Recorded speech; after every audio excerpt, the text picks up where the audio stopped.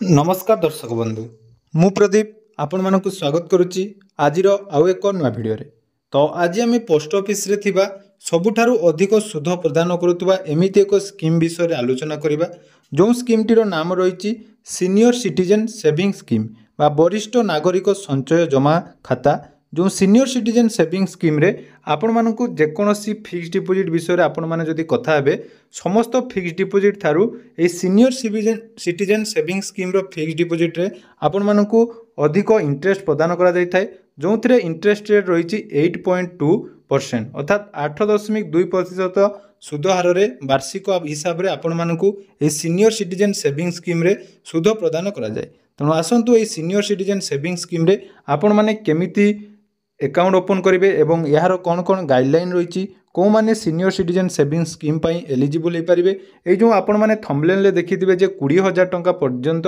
मासको आपण माने केमिति सीनियर सिटीजन सेविंग स्कीम रे पाई परिबे से विषय रे संपूर्ण डिटेल्स आपण माने आज रे वीडियो रे जानि परिबे। तेणु वीडियो को जमारू स्किप न करी प्रथम रु शेष पर्यंत निहाती देखिबे। चैनल को प्रथम थर विजिट करथिले वीडियो को लाइक करने सहित चैनल को सब्सक्राइब करी पाखरे थिबा बेल आइकन को क्लिक करी ऑल ले सेट कर देबे। तो देखंतु जो पोस्ट ऑफिस रे आपण मानकु पूर्वरु मु एफडी स्कीम आरडी स्कीम विषय रे डिटेल्स कइची ता सहित पीपीएफ एवं सुकन्या समृद्धि योजनार अकाउंट संपर्क में आपण मानकु संपूर्ण विवरणी देइची। कारण देखंतु आपण माने जते बेले टंका रखिया पई चिंता करूछंती आपण मानको टंका केमिति सेफ रहि परिबो एवं सेही टंका को आपण माने परवर्ती समय रे जते बेले आपनकर मैच्योरिटी होबो केमिति अधिक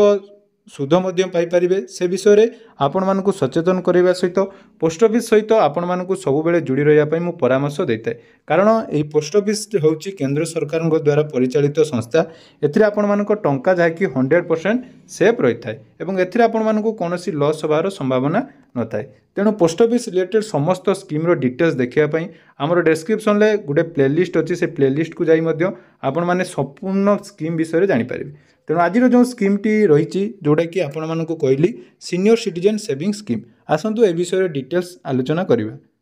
तो देखि पारुथिबे गुटे आर्टिकल माध्यम रे मु आपण मानकु देखौची तापरे मध्य कैलकुलेशन करी आपण मानकु पूरा जो इंटरेस्ट कैलकुलेटर रही सेथिरे मध्य आपण मानकु पूरा डिटेल्स कहि देबी। देखंतु डाक विभाग रे एही संचय योजना रु मासकु मिलिबो 20,000 टंका पेंशन जोटा कि 8.2% हार रे सुध आपण माने पाई परिबे। तेणु पोस्ट ऑफिस रे वरिष्ठ नागरिकों को ध्यान रे रखी एक संचय योजना आरंभ करा जायछि। एही योजनार नाम हेउछि वरिष्ठ नागरिक संचय योजना बा जाकि आमे सीनियर सिटीजन सेविंग स्कीम। एही योजना रे 8.2% सुध हार रे आपण मानकु सुध प्रदान करा जाउछि। कोनोसी भारतीय नागरिक जी 60 वर्ष रु ऊर्ध्व एही योजना रे निवेश करि परिबे। या छडा या पई मध्य आउ अन्यान्य एलिजिबल क्राइटेरिया रोची से विषय में आपण मानकु पुणी थे डिटेल्स कहबी। सर्वप्रथम ये स्कीम विषय जानि नियंतु। तेणु एफडी ठारू अधिक सुध मिलता है आपण मानकु पूर्व वीडियो रे मुटे कहितली 5 ईयर एफडी बा टीडी जोटा आमे कहूचु सेथिरे आपण मानकु सुधर हार 7.5% थिला किंतु डाकघर सबु बयसर लोकंग पई भिन्न भिन्न संचय योजना प्रदान करिथाय। यह सरकारी ग्यारंटी हेतु सुरक्षित बोली विवेचना मध्यम करा जायथाय। एही योजना गुड़िक उपरे सुध हार अनेक बैंक एफडी ठारू अधिक एवं वरिष्ठ नागरिकों पाई नियमित आय सुनिश्चित करिया पाई डाकघर रे मध्य योजना रही जोटा कि पोस्ट ऑफिस सीनियर नागरिक संचय जोटा कि आमे सीनियर सिटीजन बोली कहूचु एवं एही योजना रे आपण मानकु 8.2% आकर्षणीय सुध प्रदान करा जाउछि। एवं यही जो स्कीम आपण मानकु कहगला सीनियर सिटीजन सेविंग स्कीम एथिर केवल किछि निर्दिष्ट कैटेगरी लोक मानकु जाकि शामिल करा जिवो जेमिति कि आपण मानकु कहगला जो मानकर 60 वर्ष रु ऊर्ध्व रहिछि से माने एही स्कीम रे टंका जाकि डिपोजिट करि परिबे। ता छडा आपण माने एठारे देखि पारुथबे जो मानकर रिटायर्ड सिविलियन एम्प्लॉई अर्थात प्रशासनिक अधिकारी जो माने 55 वर्ष पर रिटायर्ड होचंती 55 रु 60 वर्ष मध्य रे से माने जाकि एही योजना रे मध्य इन्वेस्ट करि परिबे। या सहित रिटायर्ड डिफेन्स एम्प्लॉई जो माने रहिचंती सेमानकर 50 वर्ष रु 60 वर्ष मध्य रे मध्य एही योजनार जो सीनियर सिटीजन सेविंग स्कीम रे रिटायरमेंट बेनिफिट जोटा कि आपण मानको मिली थाए सेही टंका को एथिरे इन्वेस्ट करबा द्वारा जाकि मासको आपण मानकु 20,000 टंका पर्यंत जाकि सहायता प्रदान करा जिवो बा 20,000 टंकार आपण माने जाकि बेनिफिट पाई परिबे। एवं देखंतु पुणी थरे कहि रखिबी एई जो सीनियर सिटीजन सेविंग स्कीम एटा गुटिया प्रकार एफडी स्कीम बा फिक्स डिपोजिट एथिरे आपण मानकु 5 वर्ष पई टंका डिपोजिट करिया पई पड़िबो। एथिरे आपण मानकर दुई प्रकार अकाउंट अच्छी जड़े इंडिविजुअल करेंगे बा आपण मैंने जॉइंट अकाउंट निज नाम खोली पारे। तो एथिरे देखंतु सर्वनिम्न जदि डिपोजिट कथा कहवा तो यही अकाउंट आपण सर्वनिम्न 1000 टंकार फिक्स डिपोजिट आरंभ करी 30 लाख टंका पर्यंत जहाँकि एथिरे डिपोजिट करेंगे और 30 लाख टंका पर्यंत आपण मैंने एकाथरे डिपोजिट कलापर 5 वर्ष पर्यंत आपण मानक सीनियर सिटीजन सेविंग स्कीम रे वार्षिक 8.2% इंटरेस्ट आपण मानक टंका प्रदान करा दिवो। ता सहित देखंतु एई जो टंका आपण माने इन्वेस्ट करिवे एथिरे आपण मानकर सेक्शन सी जोटा कि रहिछि इनकम टैक्स रो ताहा आपण मानक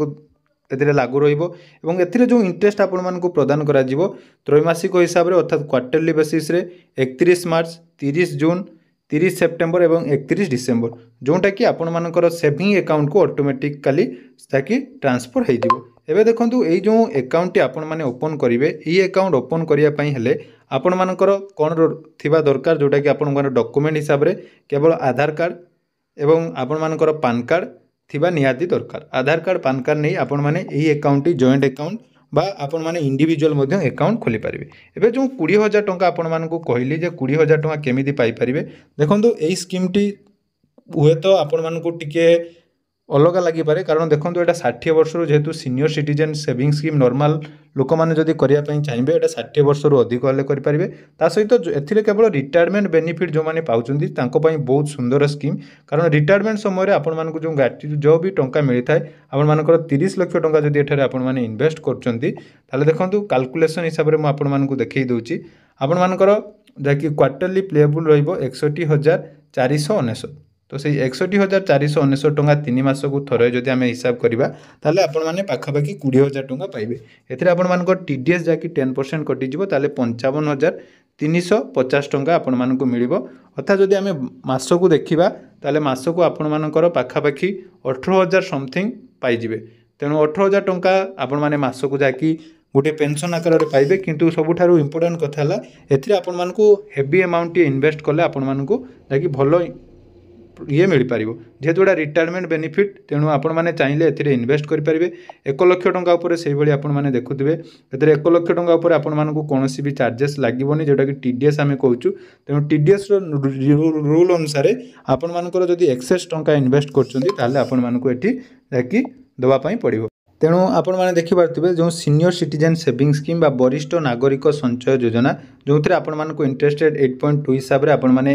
यही स्कीम रे इन्वेस्ट करेंगे। या छड़ा पोस्ट ऑफिस रे वर्तमान आहरी सुंदर सुंदर सब स्कीम आसी जो थे आपण माने टंका इन्वेस्ट कले सेटा आपण माने इंश्योरेंस कहतु बा सेविंग अकाउंट कहतु आरडी एफडी ये एफडी रे मध्यम बहुत सारा स्कीम रही से विषय में आम परवर्ती भिडियो गुड़िक संपूर्ण डिटेल्स आलोचना करवा। तेणु तापाई आपण माने निहाती चैनल को सब्सक्राइब कर रखु कारण देखो आपण माने चैनल को सब्सक्राइब कर द्वारा जो सब अपडेट आपण मानकु दिया जाउची एटा निहाती आपण मानकु किसी बेनिफिट होथिबो। तो जहाँद्वारा कि परवर्ती समय आपण मैंने टंका गोटे ठीक जगह इन्वेस्ट करेंगे और टंका इन्वेस्ट कलापर आपण मानक जहाँकि रिटर्न गोटे भल आसो। तेणु आशा करुच्ची भिडियोटी आपण मानक निहाती भल लगी भिडियोटी भल लगी चैनल को सब्सक्राइब करने सहित आगक यही नुआ नुआ अपडेट पाइबापी आम टेलीग्राम चैनल लिंक अच्छी से आपण मैंने जॉइन हो पारे और आगक आपण मैंने कौन कौन स्कीम विषय डिटेल्स जानापी चाहते निहाती कमेंट सेक्शन में जनइबे। धन्यवाद।